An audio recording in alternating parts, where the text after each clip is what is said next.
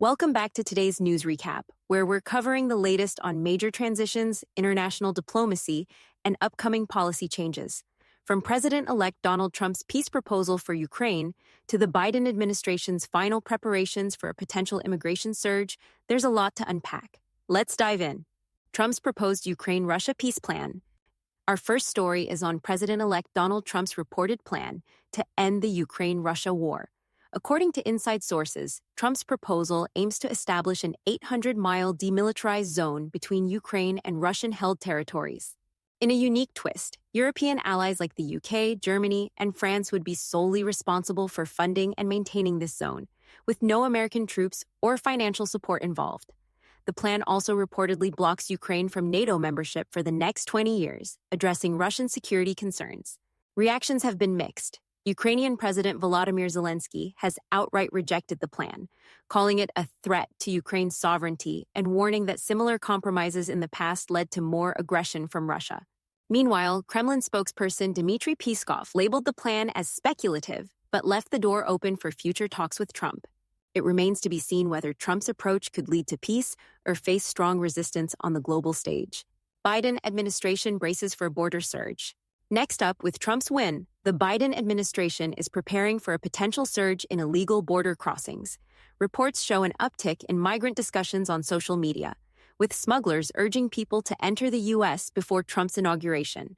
DHS Secretary Alejandro Mayorkas recently held meetings to strategize for a possible increase in migrants, looking into detention capacity and expedited deportation processes. DHS is also running ads in migrant communities, warning against misinformation spread by smugglers about open borders under Trump's upcoming administration. Trump has pledged what he calls the largest deportation program in American history, with former ICE Director Tom Homan clarifying that the approach will focus on targeted arrests, not mass neighborhood raids. It's clear immigration policies and enforcement are set to see significant shifts in the coming months. Legal complications in Trump's 2020 election interference case. In related news, the judge overseeing Trump's 2020 election interference case recently canceled all remaining deadlines, citing Trump's immunity as president-elect. Special counsel Jack Smith now has until December to determine a path forward. The legal situation is complex, with DOJ policies suggesting that a sitting president cannot be prosecuted.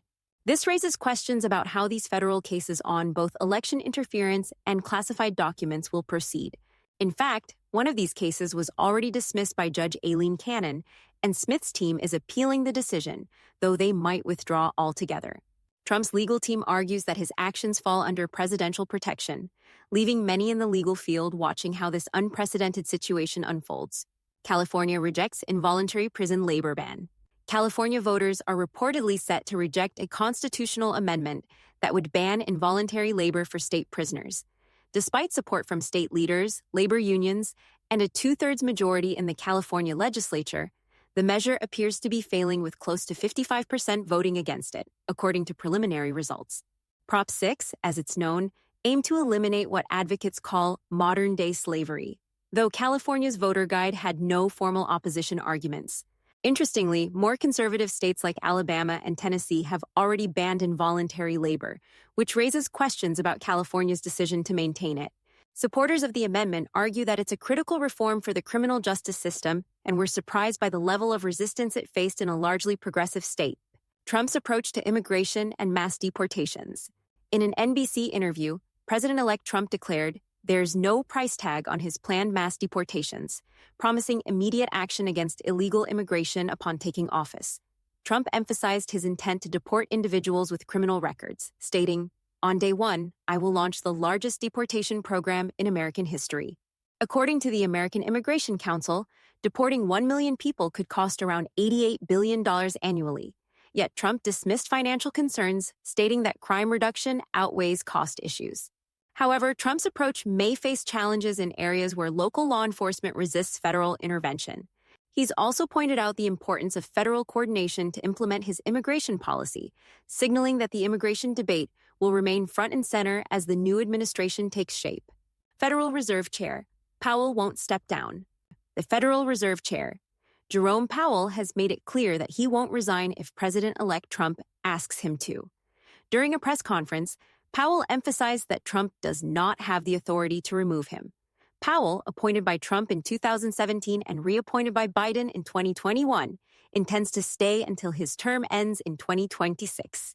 While Trump has been critical of Powell's rate policies in the past, he's acknowledged the Fed's independence but hinted that presidents should still have input on monetary policies.